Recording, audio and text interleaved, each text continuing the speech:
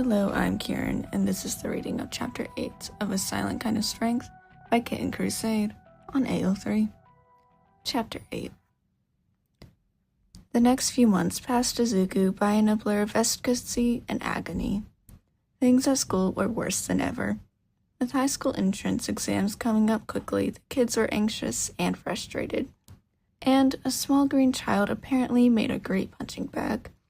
But when he was free from the grasp of institutionalized torture, he had his friends. His weeks took on the pattern quickly. Monday to Friday, he drug himself up from his bed, usually dislodging a book that he had been studying when he fell asleep, got ready for school, patching up the worst of the holes in his uniforms while he scarfed down a granola bar and brushed his teeth. Multitasking was magic. Went to school. Got beat up before class, during breaks, and after class. Ran home to patch himself up, then change. Luckily, his mom had started leaving more money so he could do shopping since she was too busy. It meant he could skip on food and buy more first aid and stuff, and she wouldn't notice. Run to his self-defense classes. He was getting better at dodging hits in the face, so he didn't have to give so many excuses for his bruises and burns as the weeks went on. Thank God. Then, jogged to Hatsume-san's shop. From there, his evening varied a bit. He and Mei would delve into one project or another, chattering away. Izuku, usually with a textbook and notebook, open near him so he could at least attempt to multitask. Hitoshi would join at some point. He said he couldn't get away without making sure all of his siblings were in bed for the night. Hatsume-san would order takeout in bulk at about 7-ish, and they would just shove it in the fridge in the corner of the rest area so they could munch on it throughout the evening. The woman herself was usually found in the office, designing things on a computer, or organizing orders for parts or gear, or napping, but was often at the other side of the work area tinkering and secretly laughing at the kids' antics. The older Hatsume quickly updated a small section of the shop to add in a couch and some beanbags when she caught Shinso napping under a work table on the dirty floor. She also had fixed up the old shower in the bathroom and put some cubbies with basic changes of clothes that she hoped were about the kids' sizes. She jumped at any chance she could find to make the kids more comfortable. It made Izuku a bit uneasy, but he pushed the feelings away and focused on the fact that he was learning skills much faster thanks to the redhead. When there was a pause in his project, whether he had to wait for a machine to process something or his brain needed to rethink something, the emerald-eyed imp had taken pulling Hitoshi into the testing room. It was bomb-proof. When Mei showed it to him on the first day, they had spent the rest of the day trying to destroy it. To spar. It was the only open space in the whole building that wasn't a designated chaos-free nap zone. And there's no way he was letting the taller teen try to be a hero when he couldn't even block a punch. And when Shinso hit a growth spurt, it helped him learn the new dimensions of his limbs quicker. And no, Izuku wasn't jealous of the 8-inch height difference between them. Thank you very much. He wasn't jealous of Mei being 2 inches taller either. You can't prove it. On Saturdays, he and Shinso spent the morning doing a thorough workout while they grilled each other on problem subjects for school, quizzing each other in between sit-ups and squats. Then, at about noon, they retreated back to the Hatsumes, snagging a bento from the konbini on the way. Hatsume-san then tutored Izuku on coding while Mei and Shinso either joined in or did some of their own things. Sundays are the biggest change-up of his week. After he had timidly asked Kuma-chan if she could give him some pointers on using weapons, she had dragged an explanation of his plans for the support course out of him. She had promptly bullied him into taking private lessons slot with her dad, saying she would keep tally of money owed so he could pay them back when he's a famous inventor. So now, every Sunday, bright and early, he spends an hour going over basics of whatever weaponry his terrifying sensei pulls out of his personal supplies. Then an hour with knives, since his sensei had said it's the easiest weapon to get a hold of in Japan, and therefore he should know the best. He loved the challenge of throwing knives. and then another hour on working on any weapon he wanted more of an in-depth look at. Then he ran to the library to replace any of the textbooks he had managed to slog through that week with fresh info fodder. He would then stop to buy groceries and first aid supplies with whatever money his mom had left him. During this period, time seemed paradoxically fleeting and endless. Truthfully, Izuku wouldn't have minded if it never ended. For the first time in his life, he felt wanted, and it was just as wonderful as it was terrifying. But at the same time, the entrance exam hovered over the horizon like a specter, a harbinger. Whether it brought them euphoria or misery was yet to be seen. Though if his friends made it, he would be happy, no matter what happened to him. They deserved to go to their dream school more than anyone else applying, no holds barred. He would support them and make sure they reached their dreams. It was a normal Monday morning. Izuku was walking to school, going over the design for his electrified Kyoketsu shoge in his head again. He had switched from the original meteor hammer design after Mirokuma-sensei had tried him on all the similar weapons he had when he brought up his design. The Kyoketsu shoge was much more versatile for both close and mid-range fighting, with its hooked dagger at one end and a weight at the other. Of course, his version would be heavily upgraded. He was about halfway through making it to the shop. The dagger part had been interesting. Hatsume-san had called in an old friend to teach Mei and him how to forge blades over summer break. It had been a hot, sweaty, fulfilling few weeks. And at the end he had a couple of usable knives that he had made himself. And the old man, who had only given his name as Ushinada, had given him the perfect blade for his project. It was beautiful, all dark green dyed steel with deadly silver edges. He cried a lot when it was handed to him, yet he was even more grateful now that he knew how much work went into making such a thing. But now he was having a problem with the cord. He couldn't seem to find the right ratio of carbon filaments to cotton cording. At this rate, he would have to look into something that was sturdy, flexible, but also conductive. A heated hand grabbed his shoulder and slammed him into the brick wall just inside the gates at school. "Deku," a voice growled right beside his ear.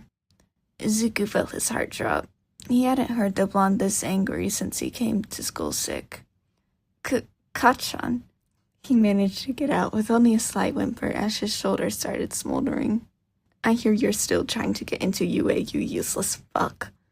Izuku tried to look over his shoulder and meet the blazing red eyes he felt locked into him, but his tormentor used his free hand to smack his face into the wall.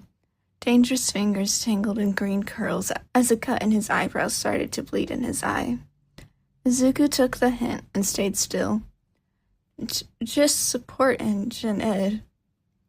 "That's not the point, Deku.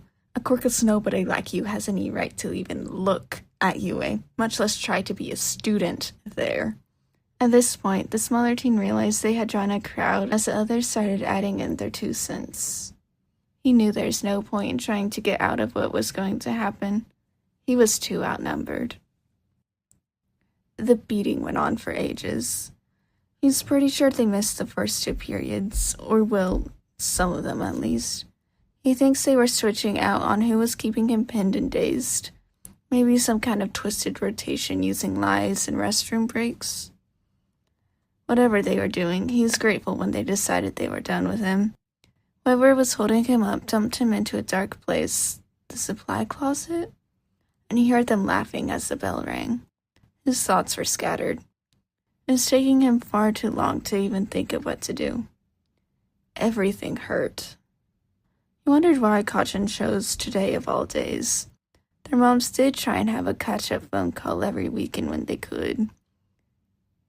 Did his mom even know he still wanted to try for UA? Whatever, stop trying to distract from the pain. What hurts and how? He started trying to catalog his injuries. His scrambled thoughts and floaty focus probably meant a concussion. Burned shoulder, chest, and stomach. Probably 2nd degree from the way his clothes seemed to be catching on them. Cracked ribs, again. Long, jagged cuts pretty much everywhere. Most of them don't seem too deep, but some of them will probably need stitches. excessive bruising, and the cherry on top, a cut that went right through the bridge of his nose. That one had been fun. The kid with claws straddling his chest as he slowly dragged the sharpened nail through his skin. There was too much. He couldn't fix this, not by himself. He struggled into a sitting position, leaning against the wall for support as he tried to come up with a solution to his current problem. But he came up blank. His thoughts were swimming away, and he couldn't seem to capture them long enough to think of something concrete. He wanted his friends. His various bumps and bruises never seemed to hurt as bad when they were around. Before he could even really try to think it through, he had fumbled his, now cracked, phone out of his pocket and hit call on Hitoshi's contact. It only hit twice before a worried-sounding insomniac was answering. Midoriya? Hey, Tosh. He knew he was slurring, but there wasn't any way to stop it at this point. What's wrong? Izuku heard raised voices in the background of the call. Toshi seemed to be ignoring them, though, so they probably weren't important. Nothing much, just a boo-boo. He tried to reassure his friend. He didn't like that worried tone. No one should be worried about a quirkless, worthless Deku, after all. There was a scraping sound and a crash. You're not worthless, Izuku. Where are you? Oops, didn't mean to say that part aloud. Why would his friend need to know he was in a supply closet? A supply closet? Okay, I'm getting May right now. I need you to stay on the phone, okay? Aw, that's sweet. He wanted to talk to me more. There was more yelling, and he was sure he heard May's voice mixed into the chaos. Did she blow something up again? His weak chuckle turned into a whine as he jarred his words. He couldn't quite follow what May and Hitoshi were saying. They were talking too fast for his wooey brain. After what might have been an hour, but was probably only a few minutes, he realized the other boy was trying to get his attention, almost sounding frantic. Izu, hey, I need your answer. Izu, can you hear me? He hummed an affirmative, head drooping forward a bit. His gaze caught on the hand draped in his lap. That was a lot of blood, and Hitoshi was panicking for sure now. He needed to watch his mouth. Izu, listen, May and I managed to catch the train. We will be back on that side of town soon. Hatsume-san is closer. She's going to come and get you, okay? Bring you to the hospital? No hospital, Quirkless. No good. Zuki, from what I can tell, you need help. No, he whimpered again, and took a second to try and catch his breath. I can't, please, Toshi, no, I can't. There were more quick words on the other end he couldn't quite catch and felt himself drifting a bit. Okay, Zu, no hospital. Hatsume-san said she had a favor with a healer she can call in, so sit tight. She's almost at your school. Can you tell us exactly where you are? He tried to remember where the closet closest to where he had been caught was, but he couldn't seem to place it. Was it down the hall to the left or right? Sorry, can't. Tosh, head hurts. Hey, Zuku. Hey, it's okay. His friend's voice was so soothing, and then he realized he had started crying. I need you to breathe, Zuzu, okay? Crying is just gonna make your head hurt worse. Shh, it's gonna be okay. Hatsume-san is pulling now. Hey, shh. Zu, she's gonna be there in a moment. There was more sounds of shouting. This time seemed to be from the other side of the phone. Toshi, why is he yelling? There's a dark chuckle that even in his dazed state seemed to manage to send a tingle down Izuku's spine. The staff think they can stop a Hatsume on Rampage. He puzzled over that cryptic comment for a moment before the door to the closet suddenly burst open.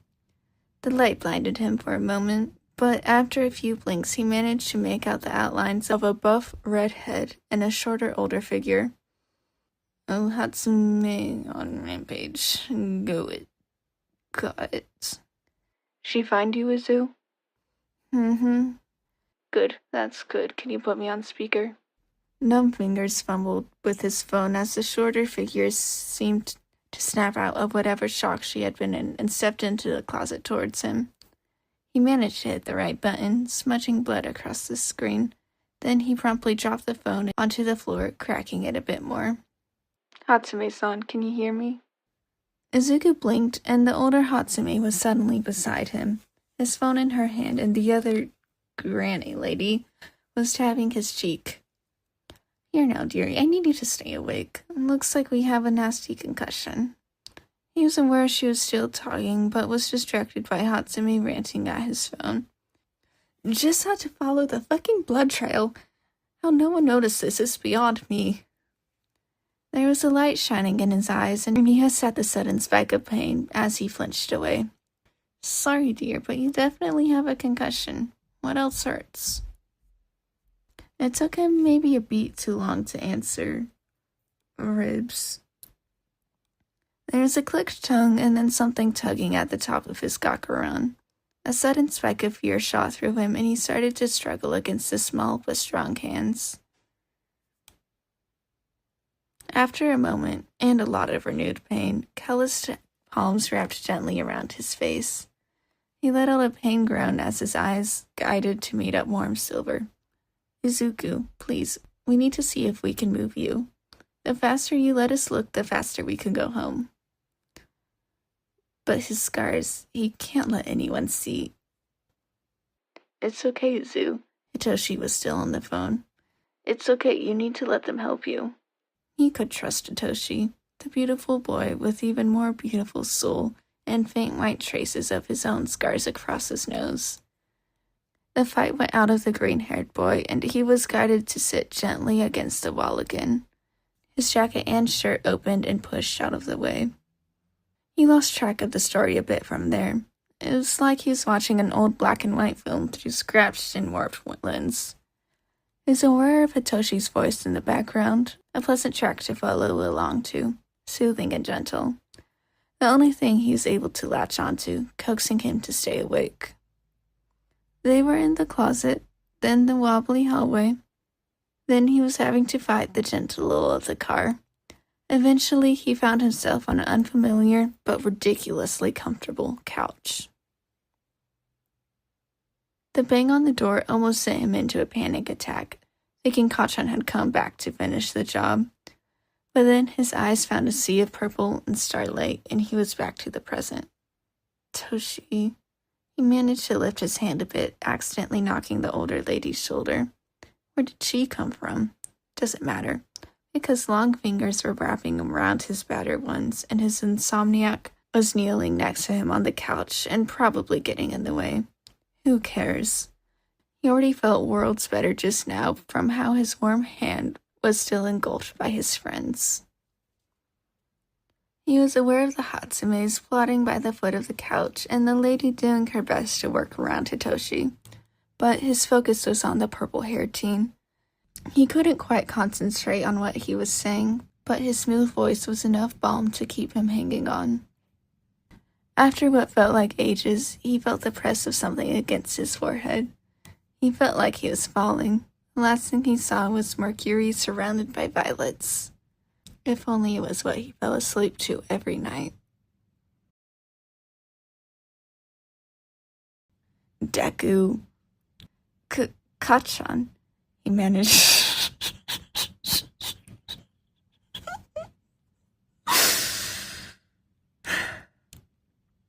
He managed to get out with only a slight whimper as his shoulders started... He managed to get out with only a slight... He couldn't quite concentrate. He couldn't quite concentrate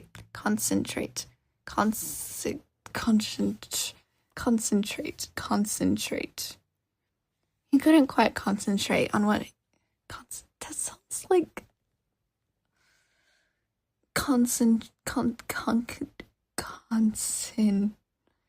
I'm losing my mind.